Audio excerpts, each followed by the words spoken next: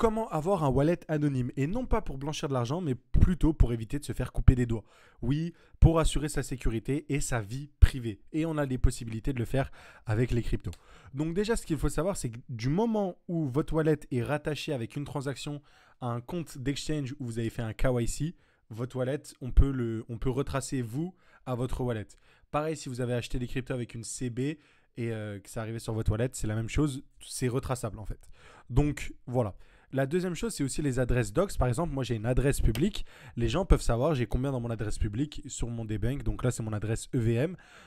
Donc si jamais un jour il y a 1 million sur cette adresse, je pense qu'il y a des gens qui vont vouloir me chercher tout simplement. Donc voilà. Du moment où vous avez ces deux choses, donc que votre adresse est docs, donc si vous avez créé du contenu, par exemple sur Internet, sur Twitter, vous avez votre adresse qui tourne, etc. Faites attention à ce qu'il y a sur votre adresse. Et si jamais vous avez fait des KYC, CB, banque et tout ce genre de choses, tout simplement, votre wallet peut être rattaché. Bon, comment on fait pour être anonyme du coup, pour protéger sa vie privée? On passe par un tunnel. Il y a plusieurs tunnels à prendre. Là, j'en ai deux. J'en ai quatre au total que je vais vous présenter. Le premier tunnel, c'est le plus simple. Vous avez un wallet public. Donc, on va prendre le cas. Ce wallet public, je vais prendre des Ethers. Je vais les échanger contre des Monero. Il y a plein de plateformes qui permettent de faire cela. Vous pouvez taper monero.com si vous voulez. Donc, et vous avez la possibilité de changer des USDC, des Ethers en Monero. Ces mêmes Monero, on va les rechanger en Ethers. Et cette fois, on va réutiliser par exemple monero.com. Il y en a plein d'autres, vous pouvez chercher sur Internet, c'est vraiment pas ça qui manque. Et du coup, ce qu'on va faire, c'est du coup passer dans l'autre sens. En fait, du moment où on rentre sur Monero, on ne peut pas savoir où est-ce que les Monero sont sortis. Donc, il suffira de créer un wallet vierge et de changer tous ces Monero en Ethereum, mais cette fois sur un nouveau wallet. Vous avez donc un wallet qui n'est rattaché, qui n'est pas docs, entre guillemets, ni rattaché à votre KYC, votre CB ou je ne sais quoi, si jamais des malfaiteurs auraient accès à ce genre d'informations. Vous avez aussi ZKBob qui propose une alternative, donc c'est je ne sais pas le degré de sécurité que c'est, donc j'ai essayé de regarder, etc. A priori, c'est 100% anonyme. En fait, c'est un genre de tornado cash, entre guillemets. Vous déposez des Ethereum, notamment sur Optimism, juste ici. Vous les déposez. Ensuite, vous allez sur votre hot wallet. Vous récupérez votre adresse du ZK account. Vous allez ensuite sur transfert. Vous transférez à votre ZK account. Et ensuite, vous pouvez withdraw de l'autre côté. Et il n'y a aucune trace qui est laissée. Vous avez plein de tutos. Vous pouvez taper ZKBob sur YouTube. Vous verrez les tutoriels. Moi, j'utilise notamment ça. Ok. Pour la vie privée, c'est cool. Mais j'utilise aussi pour les airdrops. Pour que mes wallets, si j'ai plusieurs wallets, pour éviter de lier les wallets entre eux, j'utilise un truc comme ZKBob où je peux envoyer d'un wallet A à un wallet B sans qu'il soit connecté et sans que si jamais un airdrop fait un chassement une chasse au Sibyl, donc qui trace les wallets, les gens qui farment avec plusieurs wallets pour les bannir du airdrop. Donc voilà. Vous avez les tunnels partie 2, donc il y a d'autres tunnels, le plus connu Tornado Cash. Le problème avec ce genre de choses, notamment Tornado Cash, c'est que jusqu'à récemment c'était illégal il me semble d'utiliser Tornado Cash. Alors, la législation, ça change en fonction des pays, etc. Donc voilà. Par contre, un truc comme Railgun, je suis presque sûr, ou ZKBob, etc., j'en ai jamais entendu parler au niveau du terme illégalité. Ok. Et pour autant, ça vous propose de transférer vos assets de manière anonyme, de vous protéger, vous et votre vie privée, pour emmener sur un autre wallet. Ok. Et là, vous avez entendu, j'ai parlé beaucoup de fois de wallet. Il vous faut un wallet vierge. Voici à peu près ce qu'il faut suivre. Quand vous créez un wallet, il ne faut pas le lier à votre identité, le nouveau wallet où vous allez passer en fait. Ok. Donc vous allez créer avec un MetaMask, un Rabi Wallet, sur un PC, voilà.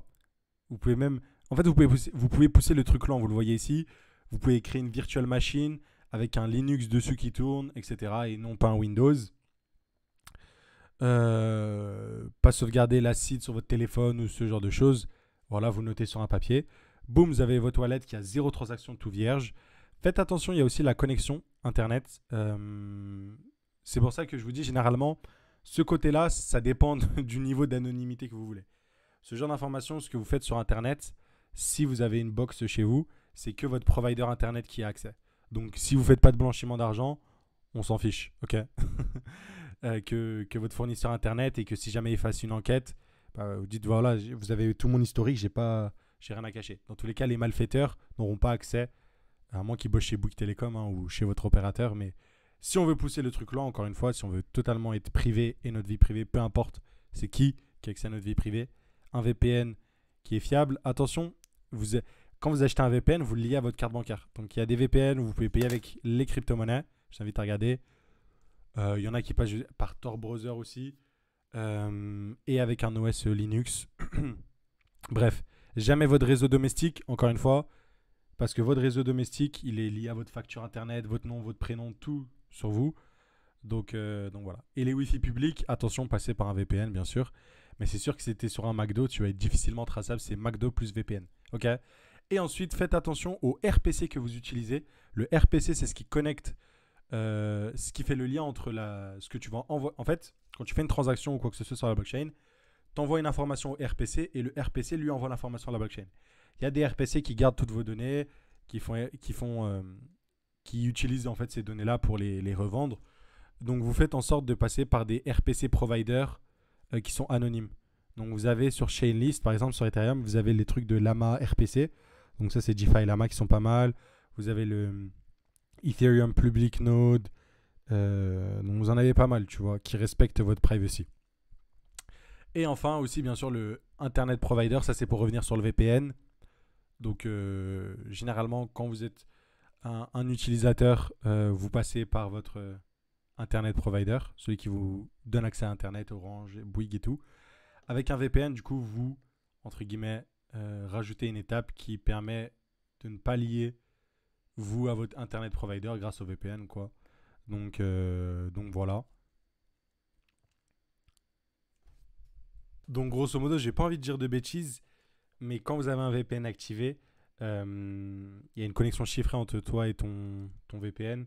Et donc, tes informations en fait de tout ce que tu fais sont plus accessibles par ton fournisseur internet, quoi.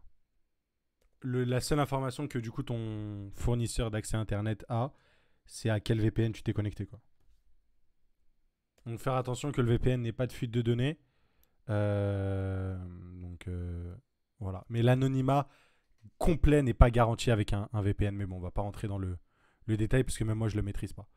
Donc voilà, on a fait le tour, ok. Donc si vous voulez un wallet anonyme pour protéger votre vie privée, pour éviter de vous faire couper des doigts, passez par un tunnel. Vous avez plusieurs alternatives au niveau des tunnels.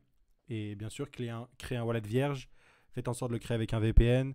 Faites en sorte de le créer et d'émettre vos transactions avec un RPC node privé. Donc évitez celui de MetaMask, de Infura, ça s'appelle. Allez sur ceux qui respectent votre privacy. Et voilà. Maintenant, vous avez juste à vous abonner.